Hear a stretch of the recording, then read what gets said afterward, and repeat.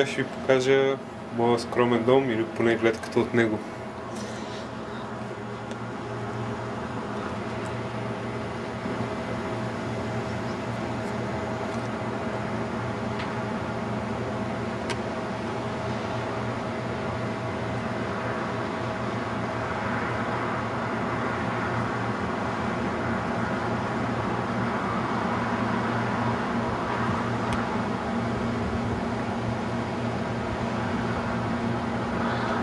Това е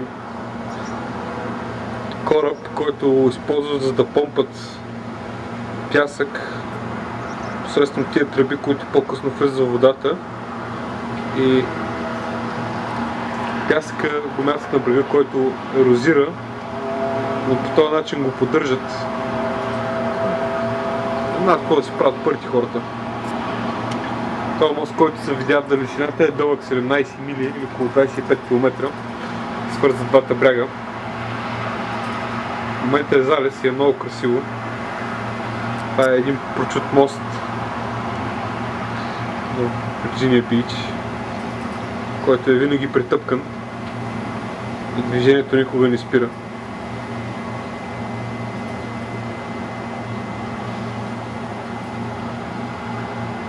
Ето тук си има малка беседка.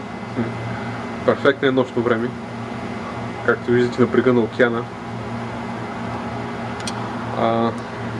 Долу под нас двата тенис корта. Това е отдясно басейн. Много е приятен. Синито килимчи.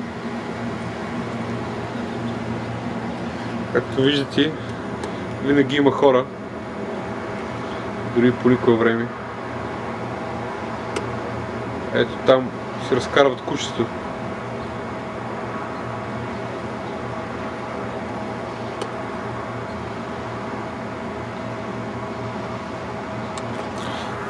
Животът е хубав, нали?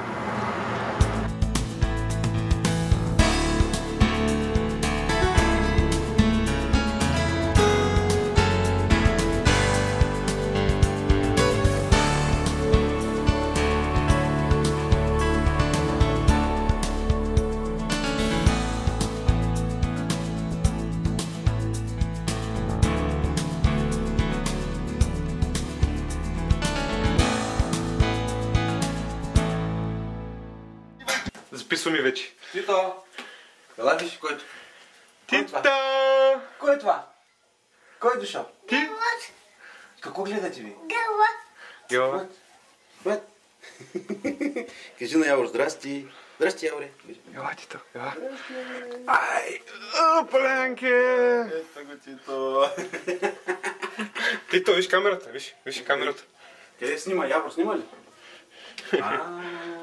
Вау, бебе! Бебе! Явор снима бебе. Здрасти. Здрасти. Хай, Хайл. Рос.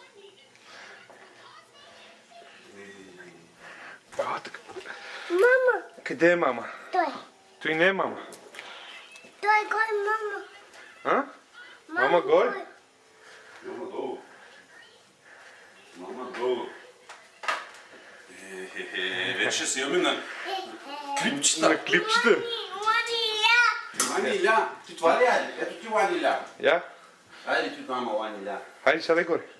Сядай, Тито. Ето на клечка. Това ти мама. Това ти мама. Ето ти ваниля. Браво! Браво! Вау! Това е лекарството, хапчетето. Това е новия жаргон вече. Така му викат лекарства, хапчета, антибиотици. Ти антибиотик ли? Той е хапче. Хапче само. Чакай, Тита. Чакай.